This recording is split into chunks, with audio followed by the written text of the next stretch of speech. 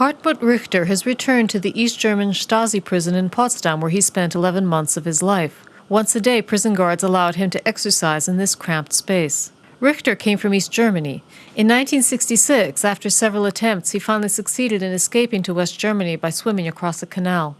After a few years, he was told he had been amnestied and could return to visit his family in the East. He began using his car to smuggle people to the West, but was caught at a border crossing in 1975 with his sister in the trunk. He was imprisoned promptly. It was fun. I helped others to get out. But now I can say that I underestimated the Stasi, that they would get me at the border crossing. I didn't expect that. For 10,316 days, Berlin was divided in two. Barbed wires were put up on the night of August 13, 1961. Soon these were replaced by a wall, and then a bigger wall with a death zone, where anyone could be shot by East German border guards. People like Richter risked their lives and liberty to help people escape. In all, he helped 33 people reach the West before he was caught. He spent 5 years in prison and says the 11 months in Potsdam were the worst of his life. In 1980, he was released and deported. Richter has little sympathy for Stasi informers and those who worked for the East German police. The people who were prosecuting us actually have a better life today than us. The people they were prosecuting. It's a disgrace, but that's the way it is, unfortunately. Until I retired, I tried to help others, like me. My sister is still struggling today. But you have no idea how hard it is here in Germany to get recognition and compensation for the things that the Stasi did. It can really make you feel despair. After his deportation in 1980, Richter would not see his family for another 9 years. Today, 30 years after the wall fell, some people are nostalgic for the German Democratic Republic. It makes me angry when everything is made out to be nice and fine. People say, oh, the nice old GDR. Not everything was bad.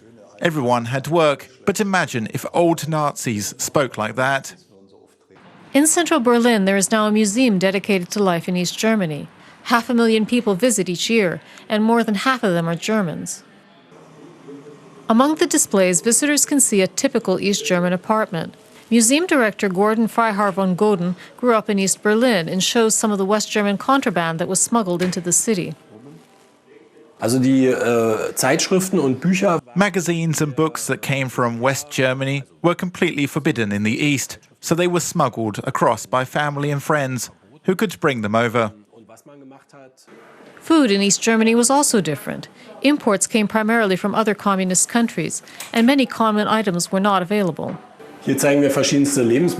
Here are various foods. For example, artificial honey. It says that it contains a minimum of 10% bee's honey. The other 90% is a mystery, but I guess it's a lot of sugar. We just ate it without thinking too much about it. The wall was a habitual part of life in East Berlin, and a constant reminder of the lack of freedom. For me, the wall was a symbol of not being able to travel.